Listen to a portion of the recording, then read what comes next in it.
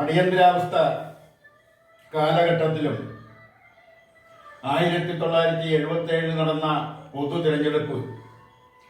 തിരഞ്ഞെടുപ്പ് എന്ന് പറയുമ്പോൾ ലോകസഭയിലേക്കുള്ള തിരഞ്ഞെടുപ്പും കേരളത്തെ സംബന്ധിച്ചിടത്തോളം സംസ്ഥാന നിയമസഭയിലേക്കുള്ള തിരഞ്ഞെടുപ്പും. ഈ തിരഞ്ഞെടുപ്പിൽ RSSുമായി സഹകരിച്ചിട്ടുണ്ടെന്നാണ് CPIMന്റെ സംസ്ഥാന സെക്രട്ടറി ശ്രീ എം വി ഗോവിന്ദന്റെ ഒരു പ്രസ്താവനയിൽ പറഞ്ഞിട്ടുള്ളത്. അടുത്ത ദിവസം അദ്ദേഹം അത് തിരുത്തുകയും ചെയ്തു. അത് തിരുത്തിക്കൊണ്ട് മുഖ്യമന്ത്രി പിണറായി വിജയൻ മറ്റൊരു പ്രസ്താവനയും നടത്തി. അത് എപ്പോൾ പറയണം, എന്ത് പറയണം എന്നുള്ളത് ആലോചിച്ചേ പറയാവുന്ന CPIM സംസ്ഥാന സെക്രട്ടറി ശ്രീ ബിനോയ് വിശ്വവും തന്റെ പ്രസ്താവനയിലൂടെ പറഞ്ഞു. ഈ കഴിഞ്ഞ കാലഘട്ടങ്ങളിൽ നടന്ന സംഭവങ്ങളെ കുറിച്ചാണ് ഈ പറഞ്ഞിരിക്കുന്നത്. അതിനെക്കുറിച്ച് BJPയുടെ സംസ്ഥാന പ്രസിഡന്റായിരുന്ന ശ്രീ K രാമൻപിള്ള പറഞ്ഞത് ഏകദേശം ശരിയാണ്. അടിയന്തരാവസ്ഥയുടെ മധ്യഘട്ടത്തിൽ, അതായത് 1976 ഞാൻ വിദ്യാർത്ഥി പ്രസ്ഥാനത്തിലും യുവജന പ്രസ്ഥാനത്തിലും, അതായത് SFIയിലും KSYFിലും പ്രവർത്തിക്കുന്ന കാലഘട്ടം.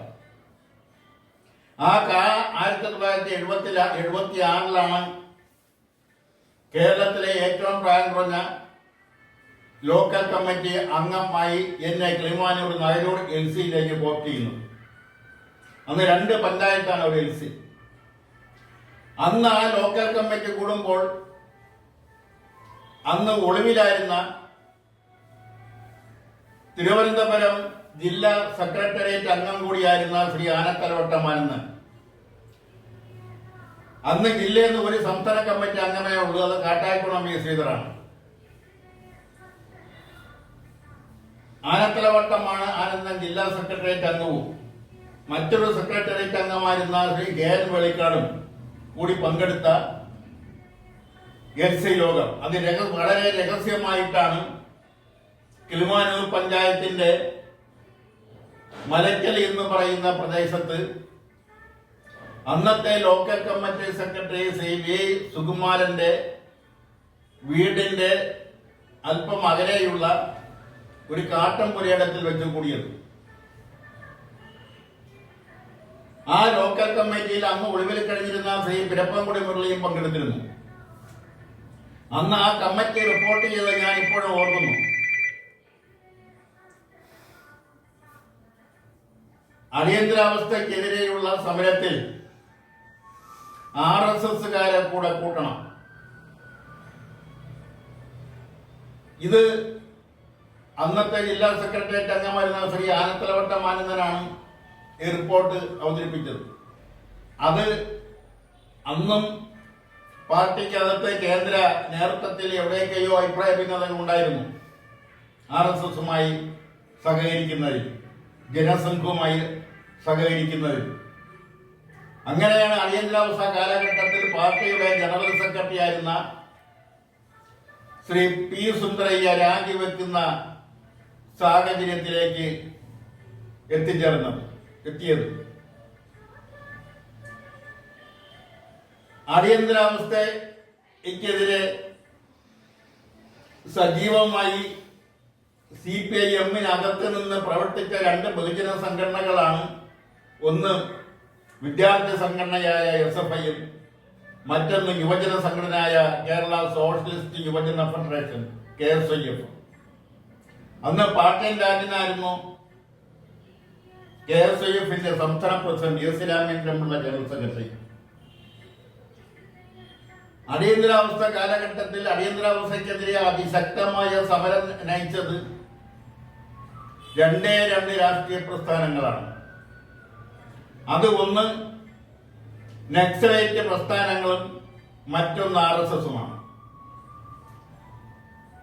ഇത് അന്ന് രാഷ്ട്രീയത്തിൽ ഉണ്ടായിരുന്ന എല്ലാവർക്കും വളരെയധികം ബോധ്യപ്പെട്ടിട്ടുള്ള കാര്യമാണ്. എന്നാൽ RSSുമായി പരസ്യമായി ഒരു കൂട്ടുകെട്ട് ഉണ്ട് എന്ന് പൊതുജനത്തിന് തോന്നുന്ന നിലയിലുള്ള പ്രവർത്തനങ്ങൾ അന്ന് CPM-ഉം RSSുമായി നടത്തിയിട്ടില്ല എന്നതാണ് ഓർമ്മ.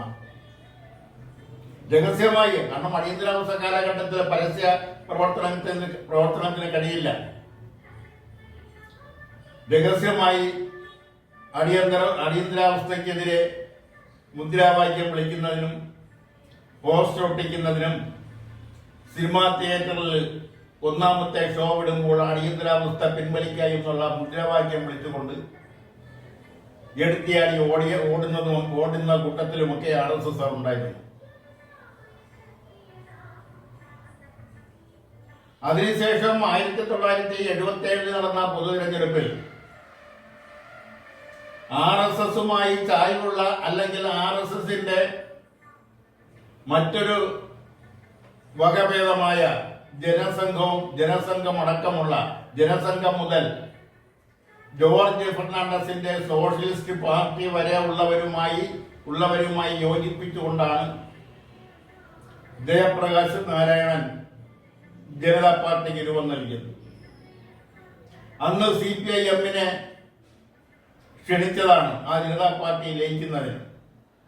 എന്നാൽ CPM ആവട്ടെ തങ്ങളുടെ സ്വന്തം നിലയിൽ നിന്നുകൊണ്ട് പൊതു തിരഞ്ഞെടുപ്പിനെ നേടാമെന്നും ജനതാ പാർട്ടിയുമായി ചില ധാരണകൾ ഉണ്ടാക്കാമെന്നുള്ള നിലയിലാണ് എത്തിച്ചേർന്നത്. അങ്ങനെ ജനതാ പാർട്ടിയുടെ ചില സ്ഥാനാർത്ഥികളെ CPM പിന്തുണയ്ക്കുകയും അവർക്ക് വോട്ട് ചെയ്യുകയും അവർക്ക് വേണ്ടി പ്രചരണം നടത്തുകയൊക്കെ ചെയ്ത സാഹചര്യമുണ്ട്.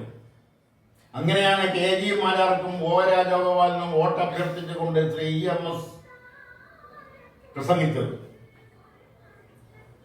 അന്നത്തെ രാഷ്ട്രീയ സാഹചര്യം അതായിരുന്നു എന്നതുകൊണ്ട് അത് RSSന്റെ കൊടിയിൽ CPM-ന്റെ അല്ലെങ്കിൽ കമ്മ്യൂണിസ്റ്റ് പാർട്ടിയെ കൊടി വെച്ച് കെട്ടി എന്നതിനർത്ഥമില്ല. അത് തുടർ രാഷ്ട്രീയത്തിൽ ഇത്തരം സംഭവങ്ങൾ ഉണ്ടാവുന്നത് സ്വാഭാവികം. രാഷ്ട്രീയത്തിൽ ഇന്നത്തെ സുഹൃത്ത് നാളെ ശത്രുവാകും, നാളത്തെ ശത്രു മറ്റന്നാൾ സുഹൃത്താവും. ഇതൊക്കെ രാഷ്ട്രീയത്തിലുള്ളതാണ്.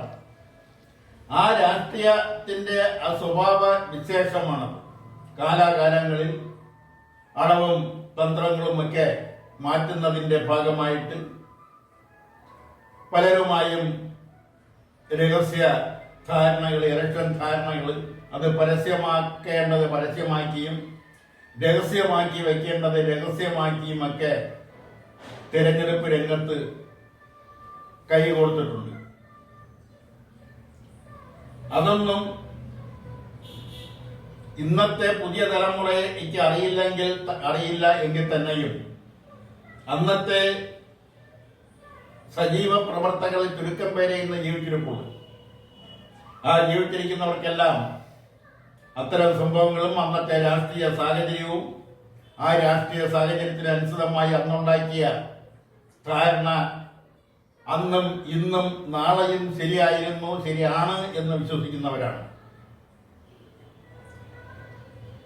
അതുകൊണ്ട് രാഷ്ട്രീയത്തിൽ വിവാദങ്ങൾ ഉണ്ടാവും, അഭിപ്രായ ഭിന്നതകൾ ഉണ്ടാവും. തിരഞ്ഞെടുപ്പ് നിൽക്കുമ്പോൾ ശത്രുവിന്റെ പോക്കറ്റിൽ കിടക്കുന്ന സമ്മതിദാനാവകാശം തങ്ങളുടെ പോക്കറ്റിലാക്കുന്നതിനുള്ള അടവുകൾ പ്രയോഗിക്കും. അതൊക്കെ സ്വാഭാവികം. തിരഞ്ഞെടുപ്പ് തന്ത്രത്തിന്റെ ഭാഗമാണ്. അതിൽ ആരും വിരോധപ്പെട്ടിട്ടോ അത് വിവാദമാക്കിയിട്ടോ അതിനെ തിരുത്തി പറഞ്ഞതുകൊണ്ടോ ശരി വെച്ചതുകൊണ്ടോ ഒന്നും പ്രത്യേകിച്ച് അർത്ഥമൊന്നുമില്ല. നിർത്തുന്നു.